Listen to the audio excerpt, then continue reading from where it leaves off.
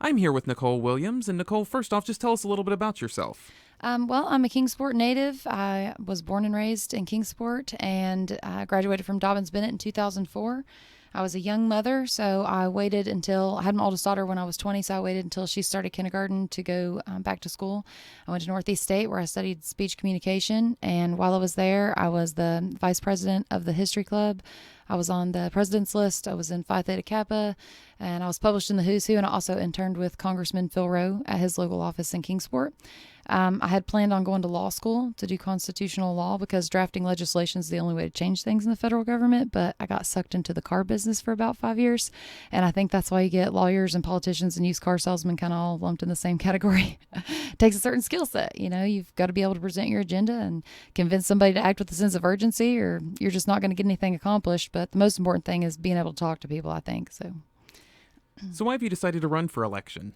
I decided to run because last January in New York, they passed that full-term abortion law and lit the spire up pink to celebrate. And I felt like something changed in my spirit that day. That's when I kind of started internally arguing with myself on whether or not I was crazy for thinking that this was something that I could do.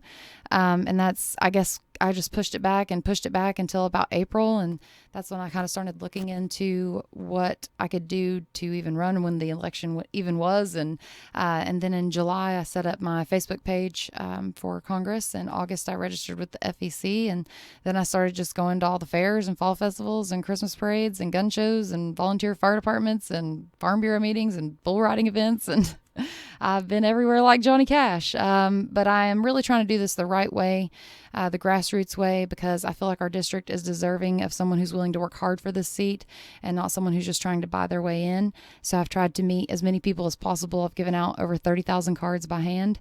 And I have been running ads on Facebook since August. So my page has almost 5,000 followers. We're about 150 people short right now. So I think that with having raised less than $10,000, that I've done pretty well, especially to be still considered a top tier candidate. So what do you think is the biggest issue facing the country currently?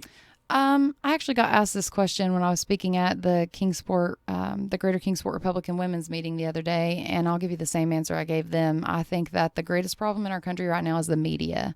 The media, we don't know what to believe. They pit us against each other. They hyper sensualize everything. It's all yellow journalism, which is a term you don't hear anymore. Wonder why.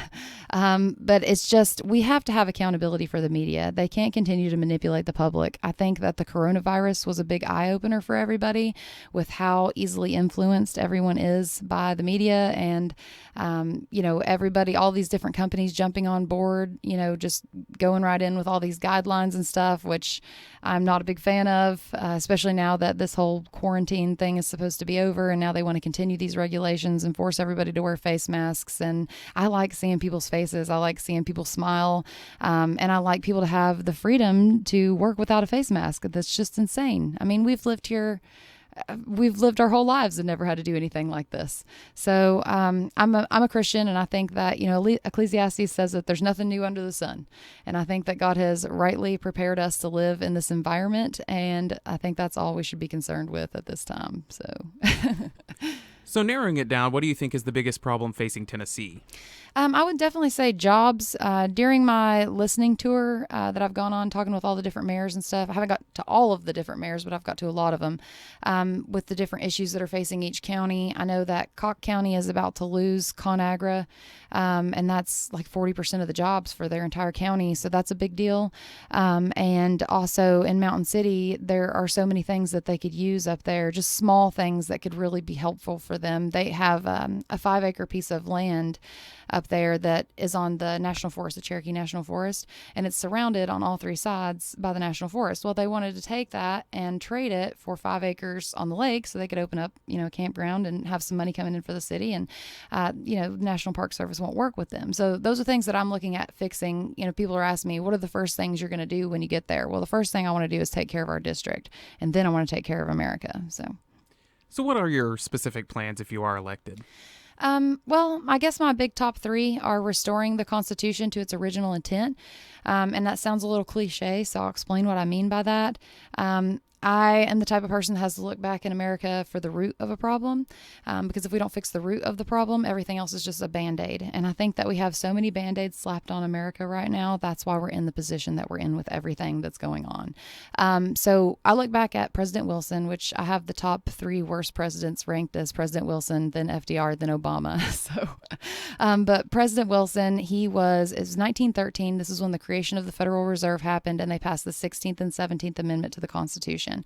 And the 16th Amendment gives Congress the ability to tax us for whatever they want, regardless of whether our census information says that we can afford it.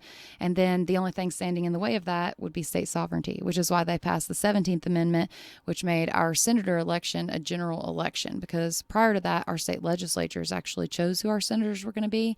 And there's a reason for that. That's why we have bicameral legislation, bi meaning both the people and the state. Congress people are supposed to represent the people, and senators are supposed to represent the state itself. So our states are no longer represented in the federal government, and it also took accountability away from our state representatives, because we wanted to properly vet them to ensure they were going to be, choosing good senators for us, and it allowed us to be represented both directly and indirectly. So I would definitely support repealing both of those amendments. Also, I would support getting rid of the Federal Reserve. And then just a few years later, you get FDR and his New Deal, and that's when we lost our dual federalism. And dual federalism was where the federal government was responsible for certain things and the state government was responsible for certain things. And there was no intermingling. With FDR's New Deal, we got what was called cooperative federalism, and that's where everything got jumbled together. So we went from having like a layered cake to like a marble cake. And that's why everybody doesn't know how the government works anymore. Nobody knows whether something's a state issue or a federal issue, and they don't know who to call. And a lot of people don't even know who their state reps are. And all of this happened on purpose to keep a population confused on how their government works. They can keep them subdued. And so, also all of these like federal departments and bureaucratic agencies, they're all huge taxpayer drains. We're never going to be able to balance the budget, let alone repay our national debt, if we don't start severely limiting the federal government and their power and their overreach. I'm a big believer in the 10th Amendment.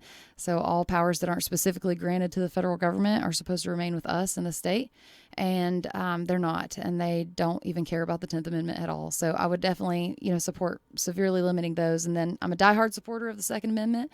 I'm the strongest supporter of the Second Amendment you'll ever have the opportunity to vote for. I'm so strong on the Second Amendment, I scare some Republicans away because I think we should be able to have tanks and, F-22s and anything else we can afford. This is America, and the point of the Second Amendment is to be able to overthrow an unjust government. And we would never be able to overthrow an unjust government if we don't have access to the same weaponry that the military does, period.